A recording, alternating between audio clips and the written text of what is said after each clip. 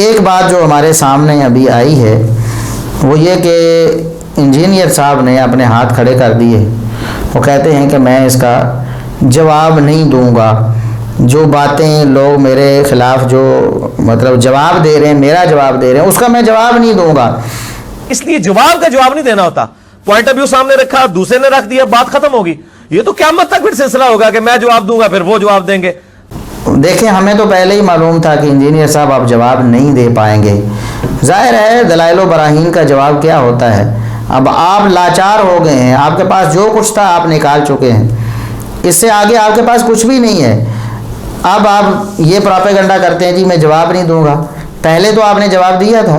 ہم نے ایک چھوٹا سا کلپ ریکارڈ کیا تھا، چھوٹا سا، وہ آڈیو ہی تھا، ویڈیو نہیں تھا، جس میں بتایا تھا کہ یہ دوغلی پالیسی ہے جی. ایک دفعہ تدلیس کو کہتے ہیں کہ یہ جناب اتنی بری ہوتی ہے، روایت ضعیف ہوتی ہے. دوسری جگہ تدلیس والی روایتیں اپنے پمفلٹ میں ذکر بھی کر دیتے ہیں، تقریروں میں بھی بول دیتے ہیں. تو پھر آپ نے جواب دیا تھا جناب، آپ کو یاد ہوگا، آپ نے جواب دیا تھا کہ دیکھو جی یہ دوغلی پالیسی نہیں، یہ علم ہے. میں نے تو علم جمع کیا ہے کہ جو سید شیخ زبیر نے رحمۃ اللہ علیہ نے صحیح کہیں وہ بھی لکھ دیں، جو سید امام البانی رحمۃ اللہ علیہ نے ذکر کی اور صحیح کہیں وہ بھی لکھ دیں، تاکہ علم جمع ہو جائے. اب یہ تو آپ نے پہلے اس کا جواب دے دیا یہ، اور جب اس کا جواب ہم نے دیا اور تفصیلی دیا اور ایک ایک بات ہم نے سکین پیش کر کے دی اور پھر اس پر تبصرہ ہم نے کیا اور بتایا کہ کیا یہ علم ہوتا ہے. جو روایت جعلی ہو، جس کو جعلی کہا جائے، اور امام مسلم کے بقول ایسا کرنے والا جاہل ہو، اس کو آپ علم کہتے ہیں یا جہالت کہنا چاہیے؟ تو اب جب آپ کے پاس جواب نہیں ہے تو آپ کہتے ہیں نہیں جواب نہیں دینا چاہیے، میں جواب نہیں دیتا. پہلے آپ دیتے تھے، اب نہیں دیتے. اگر کوئی علماء نے کہا کہ فلاں گمراہ آدمی ہے، اس سے آپ خبردار رہیں، اس کے بھی آپ نے جواب دیے کہ یہ جھوٹے الزامات ہیں اور یہ ایسے ایسے. اب آپ کہتے ہیں جناب جواب نہیں دیتا میں.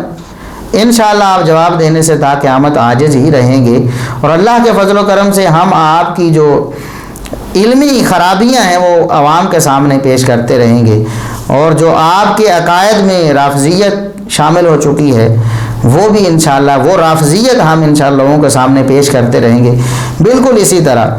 اور پھر آپ نے کہا جی علماء مجھے گالیاں دیتے ہیں، اور علماء جناب ادبی اور غیر ادبی ساری گالیاں دیتے ہیں. ادبی گالیاں یہ مشرک ہے، یہ بدعتی ہے، اس طرح کی یہ کہتے ہیں ادبی گالیاں ہوتی ہیں، اور غیر ادبی گالیاں ہوتی ہیں وہ ننگی گالیاں ہوتی ہیں.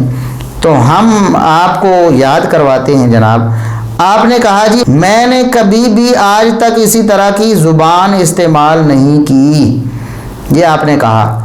تو ہم انشاءاللہ جب اس کو فیس بک پہ اپلوڈ کریں گے نا تو ساتھ میں وہ آپ کے کلپ بھی لگا دیں گے، آپ کی ادبی اور آپ کی غیر ادبی گالیاں بھی انشاءاللہ لوگوں کے سامنے پیش کریں گے، اور فیصلہ عوام کی عدالت میں، آپ کے بقول عوام کی عدالت میں آ جائے گا کہ آپ دعویٰ کیا کرتے ہیں اور آپ عمل کیا کرتے ہیں.